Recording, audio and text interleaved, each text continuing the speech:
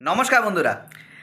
আজকের ভিডিওতে আমরা কথা বলবো কিন্তু অফকোর্স বর্ডার গাভাস্কার ট্রফির কিন্তু আজকে ছিল second test, second day of course fifth test match. And আমরা জানতাম যে কালকে কিন্তু ইন্ডিয়ার পুয়ার ব্যাটিং পারফরমেন্স, তারপরে ইন্ডিয়া কোল্যাপস হয়ে যাওয়া, তারপরে বুমরার 22 রান দিয়ে ইন্ডিয়াকে রিভাইভ করা, 185 রান বানানো, তারপরে কিন্তু অস্ট্রেলিয়া নেমেছিল দিনের শেষে কালকে। আর দিনের শেষে নামার পরে কিন্তু অফকোর্স ঝামেলা হয়েছিল বিটুইন বুমরা অ্যান্ড কনস্টাস, আপনারা সবাই জানেন। অ্যান্ড কালকে কিন্তু এক উইকেট পড়ে গেছিলো, 9 রান ওভারনাইট, 9 রানে এক উইকেটে কিন্তু অস্ট্রেলিয়া নেমেছিলেন আজকে।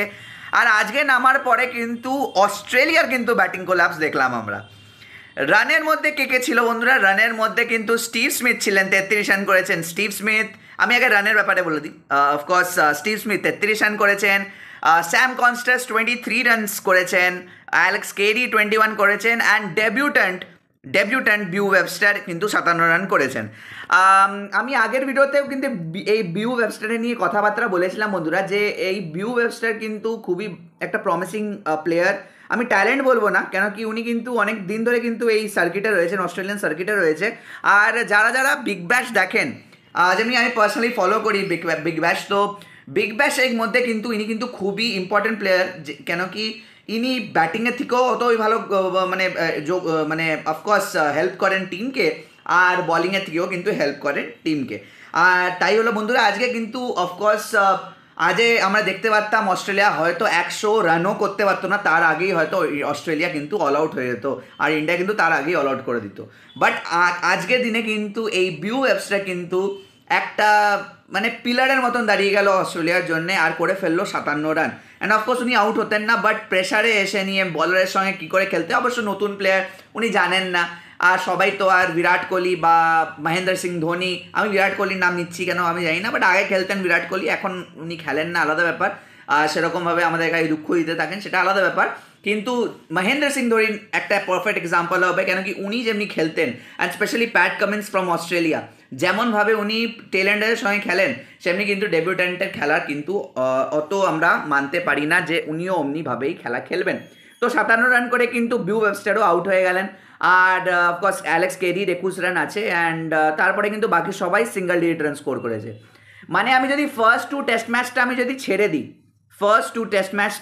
ছেড়ে দিই, তাহলে কিন্তু third, fourth and fifth test ম্যাচে কিন্তু এই তিনটে টেস্ট ম্যাচেই কিন্তু এই ট্রাভিস হেড কিন্তু অত রান করতে পারেনি। সিঙ্গল ডিজিট স্কোর 11, 12 এমনি করে রান করেছে। তার মানে কি আমরা কি ট্রাভিস হেডকে আউট করার উপায় পেয়ে গেলাম? আমার মনে হচ্ছে তাই। কেন কি যদি ট্রাভিস হেডকে না আউট করার যদি আমরা উপায় পেতাম, যদি উপায় না পেতাম, তাহলে কিন্তু এই ট্রাভিস হেড কিন্তু খেলতেই থাকতেন আর আউট আর হতেন না।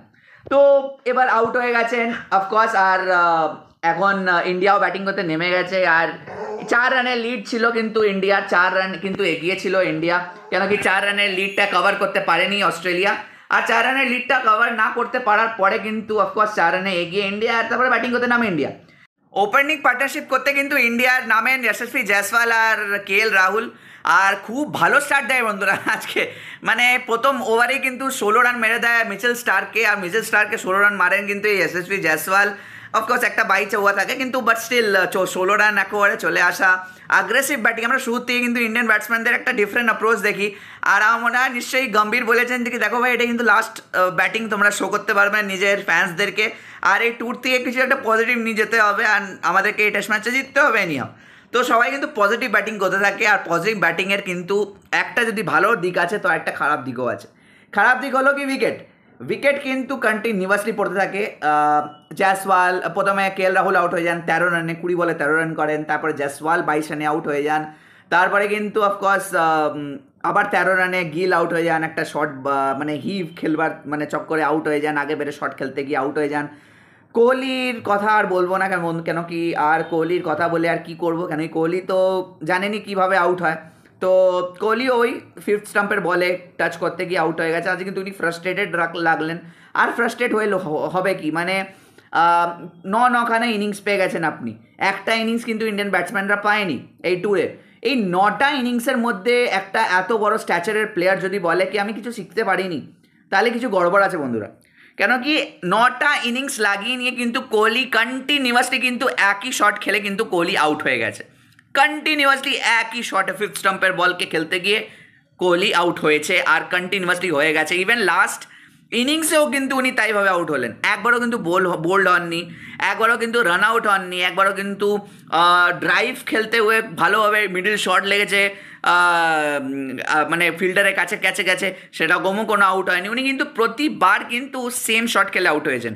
মানে এবার যদি কোনো প্লেয়ার বলে কি ভাই আমি ওটা মানে বুঝতে পারিনি কেমনি করে হয়ে যাচ্ছে এটা, তো আই মিন কোনো প্রবলেম আছে বিরাট কোহলি। তার মানে যদি নখানা ইনিংস খেলেও নিয়েও যদি কোনো একটা ব্যাটার বুঝতে পারছে না বা শিখতে পারছেন না কি আমাকে ফিফথ স্টাম্পের বলকে টাচ করার নেই, ফিফথ স্টাম্পের বলকে টাচ করার নেই, কিন্তু তাও আমি ফিফথ স্টাম্পের বলকে টাচ করে কিন্তু আমি আউট হব। কালকে কিন্তু এই টেস্ট সিরিজটা শুরু হওয়ার আগে কিন্তু স্কট বোল্যান্ড প্রেস কনফারেন্সে এসেছিলেন, আর প্রেস কনফারেন্সে এসে নিয়ে কিন্তু স্কট বোল্যান্ডকে জিজ্ঞেস করা হয়েছিল বিরাট কোহলি ফর্মে এসে গেলে আপনারা কীভাবে আউট করেন, মানে উনি খেলতে লাগলে কীভাবে আউট করেন। তখন কিন্তু এই স্কট বোল্যান্ড একটা জিনিস বলেছিলেন যে আমরা জানি যে বিরাট কোহলি যখন 40টা বল খেলে নেয় বা 50টা বল যখন খেলে নেয়, তখন বিরাট কোহলি যখন লাগে কি হ্যাঁ I am growing in confidence, মানে he is actually growing in confidence, তখন কিন্তু অস্ট্রেলিয়ান বলার্সরা বললেন, মানে স্কট বললেন যে আমরা কিন্তু নিজের লাইন চেঞ্জ করে ফিফথ স্টাম্পের লাইনে বলিং করা শুরু করি। আর উনি এটাও বললেন অ্যাড করে দ্যাট কি আমরা জানি এটা যে যখন উনি মানে ওনার যখন লাগে কোহলির যে আমি পুরো ফর্মে এসে গেছি, আমি এবার খেলতে পারি, ড্রাইভ খেলতে পারি, তখন ওরা কিন্তু ফিফথ স্টাম্পের বলিং করা শুরু করে, আর ওখানে কিন্তু কোহলি আউট হয়ে যায়। তো মানে ভাবুন মানে কীভাবে এখন কোহলিকে আউট করা যায়, মানে এখন সবাই বুঝে গেছে যদি কোহলিকে আউট করতে হয় তাহলে ফিফথ স্টাম্পের বলে দাও, কোহলি ওয়েল আউট। মানে একবার প্রাক্তন জাতীয় দলের প্লেয়ার মোহাম্মদ ক্যাফ বলেছিলেন যে মিস্টার কোহলি হচ্ছেন একটা চলতা ফিরতা উইকেট এখন হয়ে গেছেন, উনি যেখানে যাবেন ওখানে বাচ্চা বলারও এসে ওনাকে আউট করে দিয়ে যাবে, খালি একটাই সিম্পল প্ল্যান রাখতে হবে, দ্যাট ফিফথ স্টাম্পে বোলিং করো। তো জানি না বন্ধুরা এটা কত তাড়াতাড়ি উনি ঠিক করবেন আমি জানি না।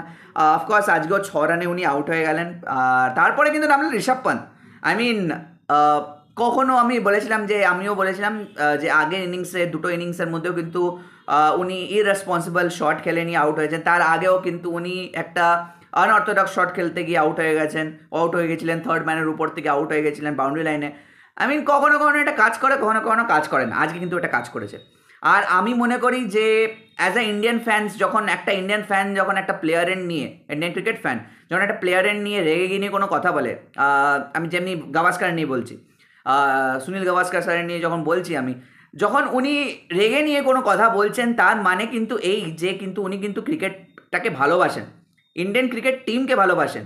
উনি যখন রাখছেন তার মানে উনি কিন্তু খুবই কষ্ট পাচ্ছেন, তখনই কিন্তু উনি এইসব কথাগুলো বলছেন। আর আজকে যখন উনি বললেন যে খুব ভালো খেলছে ঋষভ পান্ত, তখন কিন্তু সবাই মিলে ওনাকে ট্রোল করতে লাগলো।